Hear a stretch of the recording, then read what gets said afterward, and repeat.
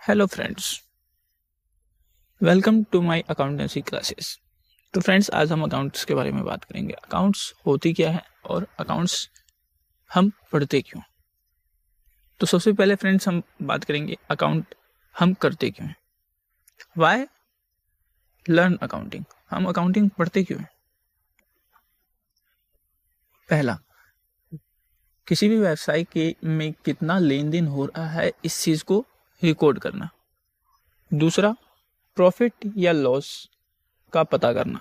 कोई भी व्यवसाय अगर चल रही है तो वो लाभ कमाने या अपनी कंपनी की फाइनेंशियल पोजीशन के लिए चल रही है, तो इस चीज का पता करना।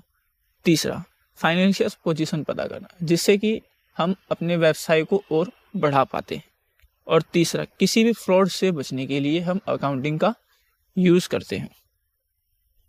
तो फ्रेंड्स, इनके बारे में आगे और अच्छी तरीके से जानेंगे आगे की क्लासेस में।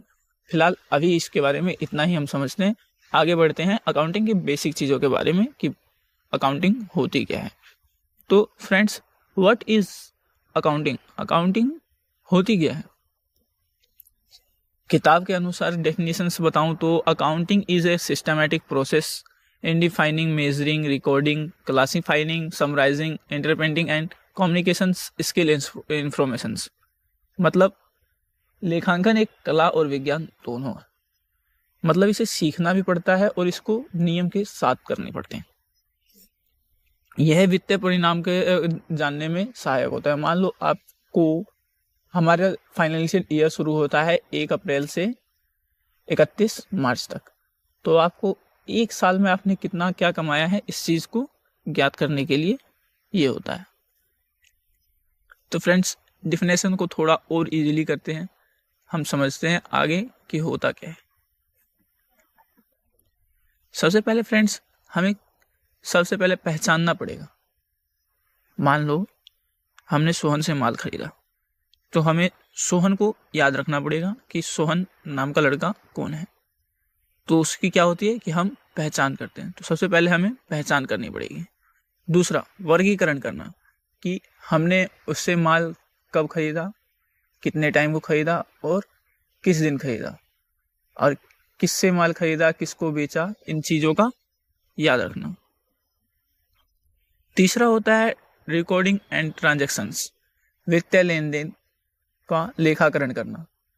मान लो अब आपकी कंपनी में एक दिन में 20 से 25 कस्टमर आ रहे हो, जिसमें आपने परचेज भी किया हो, सेल भी किया हो, तो क्या आपको वो सब चीज एक बार में याद रह सकती है कि हाँ भाई उस दिन ये कस्टमर आया था, उस दिन ये कस्टमर आया था।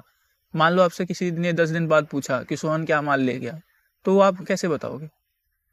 कहीं ना कहीं उस चीज को लिख कर या फिर नोट करके रखना पड़ेगा आपको। तो फ्रेंड्स, इसलिए हमारे लिए सबसे ज़्यादा ज़रूरी होता है कि सबसे पहले हम उसकी पहचान करें कि वो व्यक्ति कौन है। दूसरा, क्लासिफाइंग कि वो हमसे परचेज कर रहा है या फिर हम उससे परचेज कर रहे हैं। तीसरा होता है वित्तीय लेन देन कि हमें हमारे दिनों में जितनी भी ट्रांजैक्शंस हुई है उन सभी चीज़ों का लेखाकरण करके रखना चाहिए। तो फ्रेंड्स, इसके साथ इससे आगे बढ़ते हैं, आपको आगे और अच्छी तरीके से समझ आएगा। जैसे फ्रेंड्स समझ लो, ABC नाम की एक कंपनी है। ये कंपनी दिन भर में 100 ट्रांजैक्शन करती है। तो 100 ट्रांजैक्शंस को में कुछ इसके परचेज के होते हैं और कुछ सेल के होते हैं। अब ABC कंपनी ने किसी और कंपनी से माल खरीदा, तो उस चीज की एंट्री हम परचेज अकाउंट में करेंगे, और जब हम माल बेच रहे हैं तो उस चीज की एंट्री हम सेल्स अकाउंट में करेंगे। तो फ्रेंड्स, इसीलिए मान लो अगर हमें एक दिन में 100 ट्रांजैक्शंस होते हैं तो हमें जो याद नहीं रहता, तो उसके लिए हम रिकॉर्डिंग ट्रांजैक्शंस का यूज करते हैं।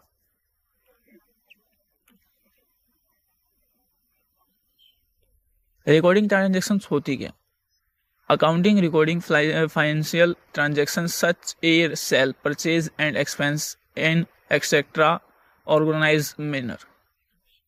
मतलब किसी भी वित्तीय लेन देन जैसे कि खरीदी, बिक्री या फिर कोई और खर्चा, ये जो खर्चे होते हैं इन सभी चीज को एक साथ एक चीज में लिखना, वो होता है ट्रांजैक्शंस रिकॉर्डिंग, जिसके लिए हम जर्नल एंट्री बनाते हैं।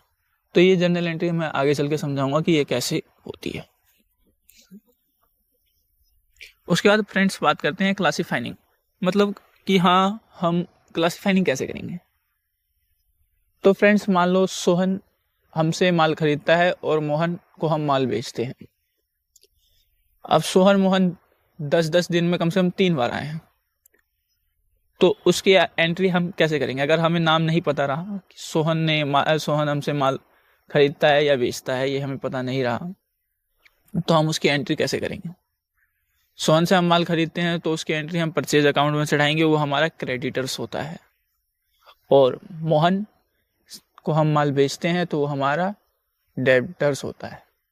तो फ्रेंड्स इन दोनों के बारे में, क्रेडिटर्स और डेब्टर्स, आगे चल के पढ़ेंगे कि होता क्या है। आज के लिए इतना ही, बाकी बात अगली क्लास में आपको इससे भी बेहतर जानकारी मिलेगी।